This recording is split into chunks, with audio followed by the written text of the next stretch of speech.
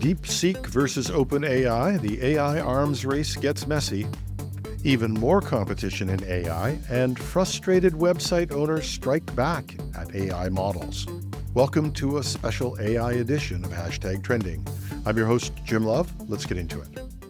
OpenAI is accusing Chinese AI startup DeepSeek of using ChatGPT's outputs to train DeepSeek's competing model, essentially copying a system that has itself faced accusations of using vast amounts of copyrighted data. At the heart of the dispute is what's called model distillation. It's a process where one AI model learns from the outputs of another, effectively mimicking its reasoning and style.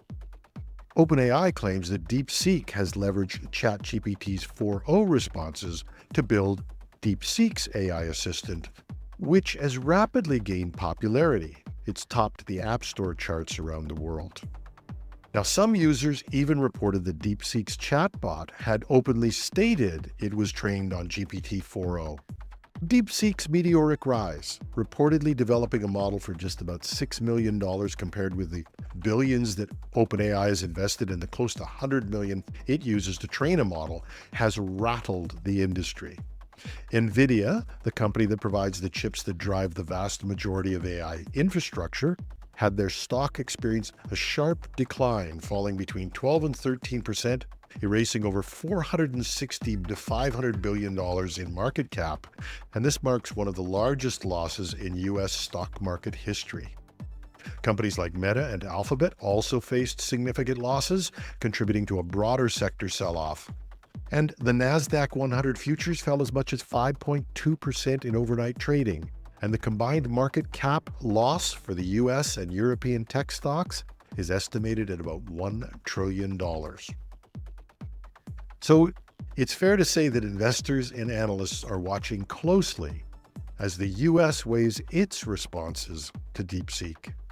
The U.S. government has been watching closely as well. The U.S. Navy has banned the use of DeepSeek, and the White House has announced it's looking at the national security issues involved. Some business leaders, however, see it as a wake-up call.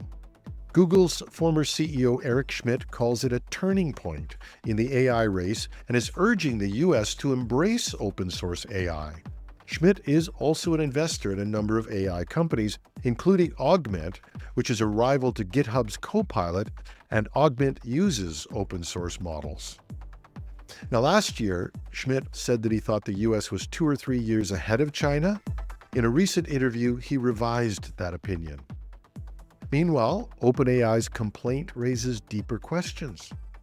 If AI companies use public data to train their models, who really owns what's in that new AI ecosystem? The irony isn't lost on many people. OpenAI, long accused of training on copyrighted material, is now trying to draw the line on AI learning from its AI.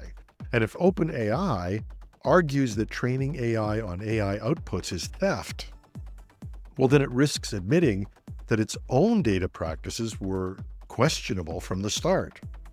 But if it allows it and doesn't protest, it opens the door to competitors cloning its work with minimal investment. The real issue, though, is that AI companies want it both ways. They want unrestricted access to data when building their models and strict control over how others use their outputs. The legal and ethical contradictions are shaping up to be one of the biggest fights in AI. And yes, apparently the pot can call the kettle black. The real question is whether the kettle has a case to push back. But the dam may also be breaking on other AI competition. Whether by coincidence or timing it because of DeepSeek's announcement, Alibaba has introduced its latest AI model, Qwen 2.5 Max, which it claims surpasses DeepSeek's V3 model and OpenAI's ChatGPT 4o model in various benchmarks. Alibaba asserts that Qwen 2.5 Max is comparable to Anthropic's flagship Claude 3.5 Sonnet and almost comprehensively surpasses GPT-4o, DeepSeek V3, and Llama 3.1 405B. Now, We were able to do a quick assessment prior to recording the podcast, and it was a very quick assessment, but it does appear that Alibaba's model can handle some deep logic problems very effectively. It did struggle with how many R's were in strawberry, but in fairness, DeepSeek had the same problem, although when pressed, DeepSeek did an analysis and learned it was wrong, while Alibaba's Quen insisted its answer was right. But Quen, however effective it may be, is a closed source model.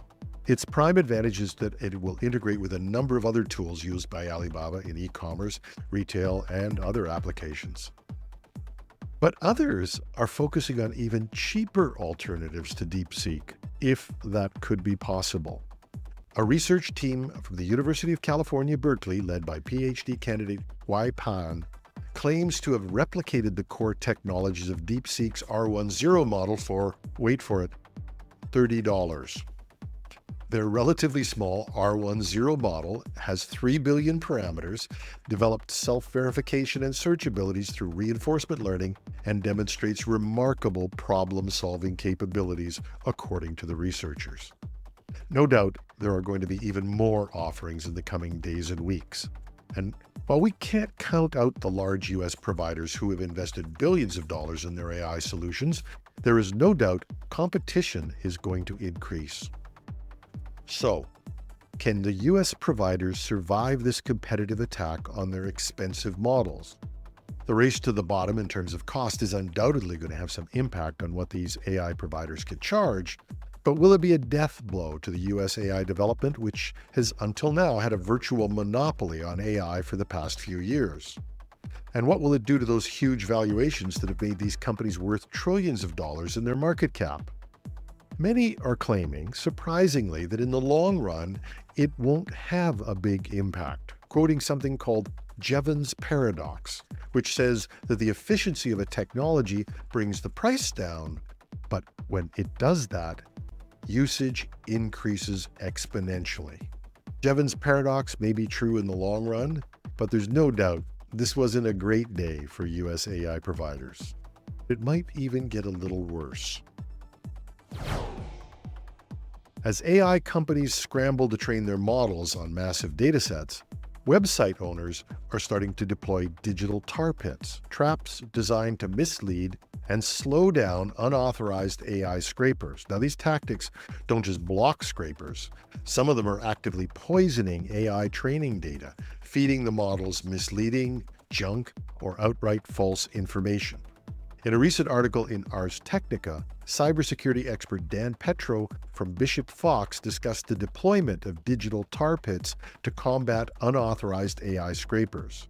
These tar pits have long been used in cybersecurity to combat spammers and bots, but they're now being adapted to disrupt AI models that ignore robots.txt, the web standard that tells bots which content they can and can't access. Some sites lure scrapers into infinite loops, while others generate fake data meant to corrupt AI datasets.